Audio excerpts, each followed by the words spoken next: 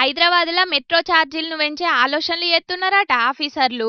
గిన్నొద్దులు తక్కువ పైసలతోని ఏసీల సల్లగబోయిన పబ్లిక్కుకు ఇగిప్పుడు పెద్ద షాకే ఇయ్యబోతున్నది ఎల్&టీ metro. Corona టైంకెంచి సంస్థ నష్టాల్లోనే ఉన్నదట.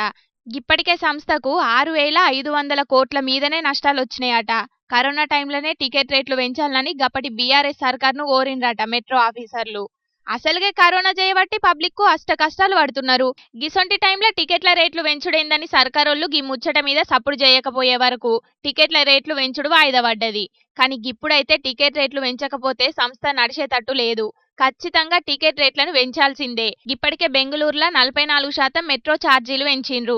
కరోనాకెంచి వచ్చిన నష్టాలన్నీ పోవాలంటే ఖచ్చితంగా టికెట్ రేట్లు పెంచాల్సిందేనని హైదరాబాద్ మెట్రో ఆఫీసర్లు ఆలోచన చేసిండ్రట. ఇక ఇప్పుడున్న టికెట్ రేట్లయితే 10 రూపాయల నుంచి 60 రూపాయల దాకా నడుస్తున్నాయి. మరి వీళ్ళు చేసిన ఆలోచనకు సర్కారోళ్ళు ఏమంటారో గాని ఒకవేళ టికెట్ రేట్లు పెంచితే ఎంత పెరుగుతాయో చూడాలే మరి.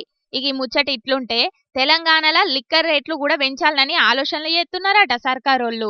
గీ నడుమనే రాష్ట్రంలో బీర్ల రేట్లను 15% పెంచిన సర్కారు ఇప్పుడు లిక్కర్ మీద మినిమం 10% పెంచాలని ఆలోచనలు చేస్తున్నారట.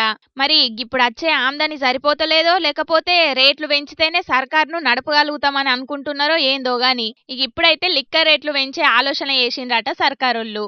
ఇక ఈ ముచ్చట మీద ఆప్గారోళ్లతోని మీటింగ్ అయినాక రేట్లు పెంపు మీద నిర్ణయం తీసుకుంటారట సర్కారోళ్ళు. మొన్ననే గ్యాస్ రేటు 50 రూపాయలు పెరిగింది. ఇక ఇప్పుడు మెట్రో టికెట్ల ధరలు పెరుగుతున్నాయి. అటు మందు రేట్లు కూడా పెరగబోతున్నాయి. మరి జేబులకు చిల్లులు పెట్టుకోనికి తయారుగా ఉండుండ్రి పబ్లిక్.